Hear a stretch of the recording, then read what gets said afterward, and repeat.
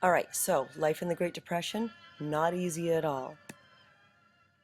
You had people who just couldn't find jobs. These are people who, a couple of years before, were living in the roaring 20s. They had great jobs, they had great lives, everything was fantastic. Then the stock market crashed and life just fell apart. People couldn't find jobs, and no companies were hiring because companies were going out of business every which way.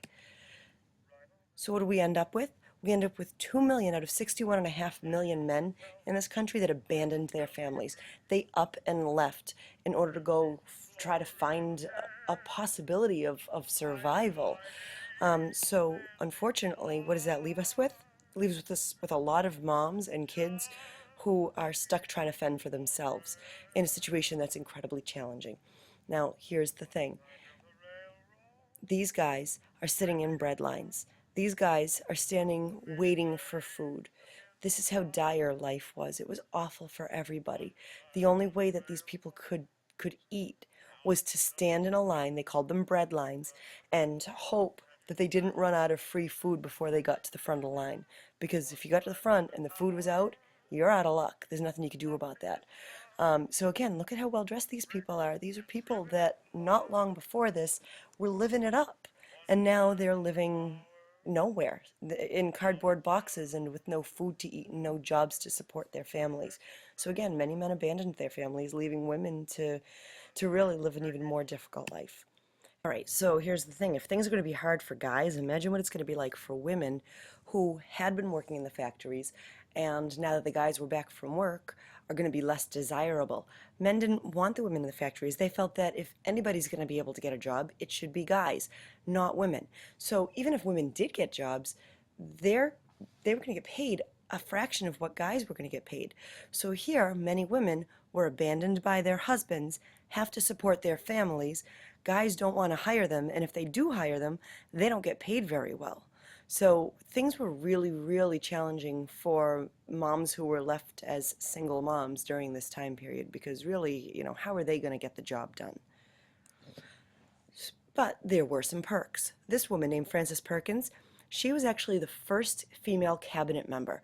FDR did a good job of really including everybody and trying to help everybody during this time period, and he really didn't discriminate. He respected his wife, Eleanor, and he respected many women. So he was very willing to appoint a woman to be the Secretary of Labor. Again, Secretary of Labor. Labor was a big issue during this time period, and to have a woman advise him when it came to issues of labor says a lot about how Roosevelt feels of women. Incidentally, Hattie Caraway was the first female senator. She was from Arkansas. She had served for 14 years.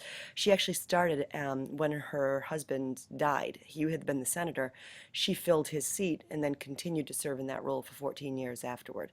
So again, women, yes, times were tough for women, but in other ways they made some strides. All right, so the Dust Bowl. Talk about kicking us when we're down. Mother Nature hit us at the worst time imaginable. So here's the thing. This is what the Dust Bowl looks like.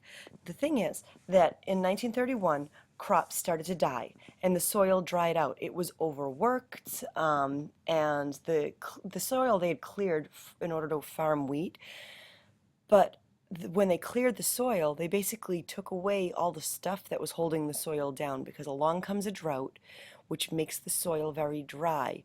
And then along comes the wind, which blows the soil all over the place. This is farm equipment that's buried in the blowing soil of what had been the most fertile farmland in our country. Look at this. That's actually looks like a similar picture. But look at all of these pictures of things that were buried, homes that were buried. And you know why? Because this is what rolled in. Literally, the dirt was blown away. Look at that. If that was coming at you, imagine the terror. There were thousands of livestock that died because they didn't escape the Dust Bowl. Some people did. Some people were able to seek shelter. Some people were able to get away. Many people left. There were a lot of people who had to leave this area in order to survive. So the orange is where it was hit the hardest. The yellow is still where it was hit. Here's the thing.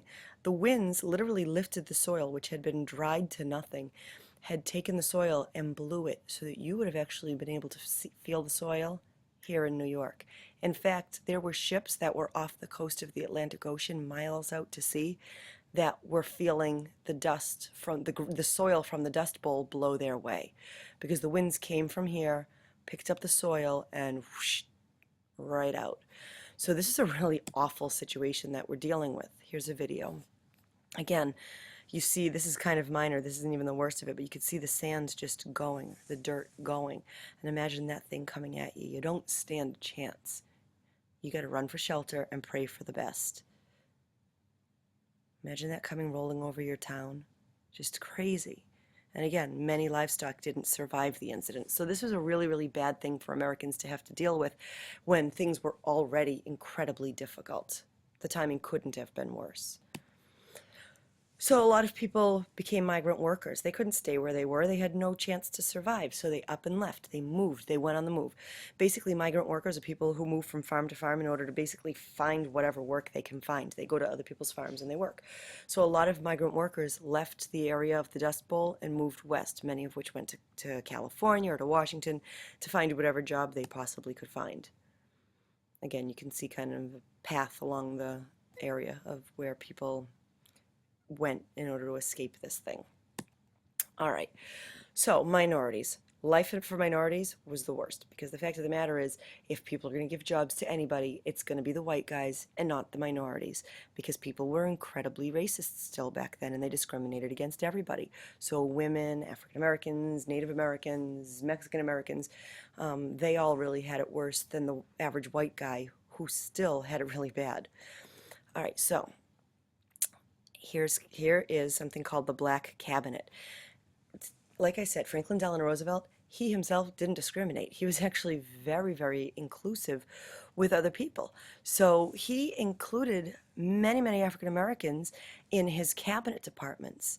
These are among them. They started nicknaming themselves the Black Cabinet because he hired an unordinary number of African American people to serve in the top government agencies, which again, it says a lot about how Franklin Delano Roosevelt views everybody during this time period, which is one of the reasons he was so beloved, and why some people didn't like him for that matter. All right, so then you've got Native Americans. This guy, John Collier, did everything he could to help Native Americans. Everything that he could. He created the Indian Reorganization Act. He got this passed, which is also called the Wheeler-Howard Act, that restored tribal governments and made reservations bigger. He stopped the sale of reservation lands out from underneath Native Americans. He secured 77,000 jobs for Native Americans through the Civilian Conservation Corps. He created new reservation schools. So he really made it his life's work to try to make life easier for Native Americans, since they had it so tough for so long. And again, the Depression certainly wasn't making things easier for them. So the Native Americans in the United States was really his focus. Poor Mexican Americans. Ugh, we discriminated against them, and not only discriminated against them, we kicked them out. We kicked 5 million Mexican Americans, Mexican immigrants, right out of the country. We deported them. We sent them away because, well, we, again, discriminated against many, many people, and we were struggling with our own problems. We didn't need other people to add to the mix. So that was the justification for kicking them out of our country and sending them back to Mexico, which was also in rough shape. All right, so you've got the radical political people. You've got communists, you've got anarchists, and what's their viewpoint? Their view is that, well, this is the death of the capitalist system. Their idea is that the Depression is basically the proof that capitalism can't work. So they really end up gaining a huge membership during this time. There are a lot of people that think, all right, maybe communism is the way to go. Maybe it is good if we have no rich and no poor in this country and we just all work for equality. Which again sounds really good, except for the fact that that means the government has to control absolutely everything in order to make that happen, which is completely in violation of the way we live as Americans. Another thing that became big was fascism. So fascism is basically a concept of government that holds individuals second to the nation, which again is an idea that really started to take root in other places around the world. In fact, Italy and Germany were becoming fascist states under the leadership of Benito Mussolini in Italy, who we'll learn about, and Adolf Hitler in Germany. The people of Italy and Germany were rallying around these people who were really saying, hey guys, you know what, we're in such a tough situation, we need to work together to fix all of these problems. And people followed them. They were very charismatic. Hitler, believe it or not, was a really likable guy to the people that knew him. And he was an economic genius. He turned Germany around so quickly and so dramatically that people were willing to follow him, even if he was taking a lot more control than they would have wanted him to take over their lives. So when he proved to be a monster, I think people really didn't see that coming. Same with Mussolini. We'll learn about that later. So entertainment and the arts, this is that song that you listened to earlier, Brother, Can You Spare a Dime?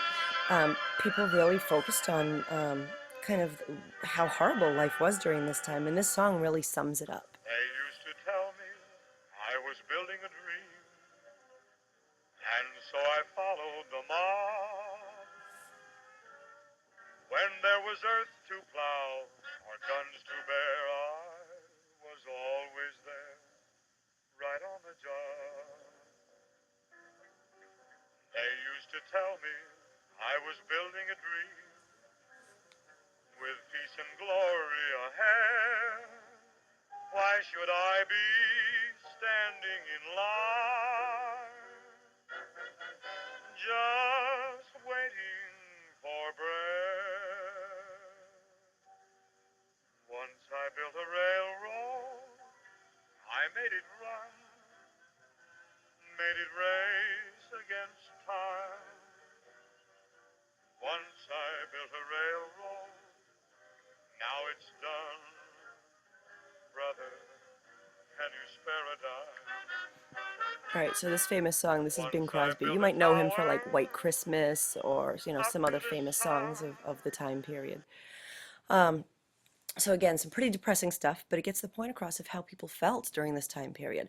Even literature of the time, you know, this book, Native Son, written by Richard Wright, really tells of the plight of African Americans during this time, who again had it worse than the average person. This is the movies. Here's the thing. People wanted to escape their own reality, so they'd start going to the movies, and they'd go to the movies to watch people like cute little Shirley Temple cheer them up.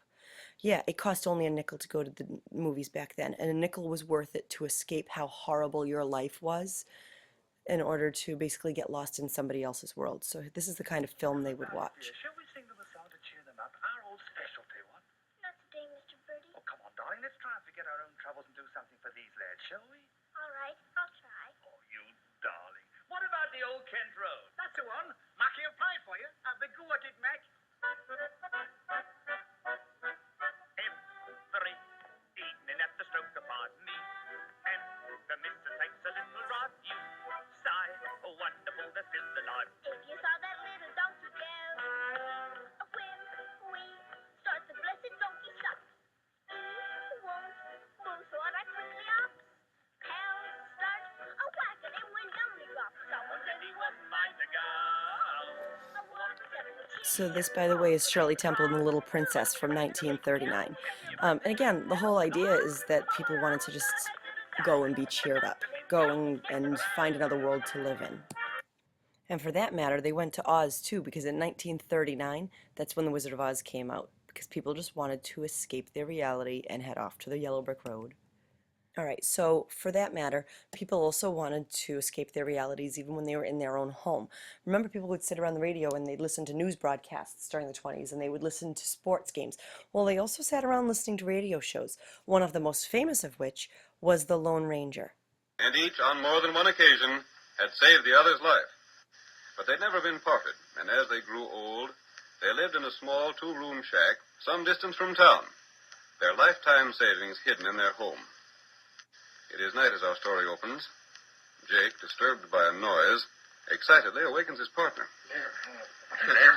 Come on. Stop shaking me. Wake up, Ratchy, and keep quiet. Oh, what's the matter? Tain't morning, is it? Ain't even light outside. No, it ain't. But wake up. I heard the door to the house squeaking. Oh, wind blowing it like as not. Wind nothing. Ain't a breath of air stirring. What's more, I barred that door myself before I come to bed. This is certainly not exciting form of entertainment for you and me, but for them, this was revolutionary, and this was the way that they were able to escape their life during the Great Depression.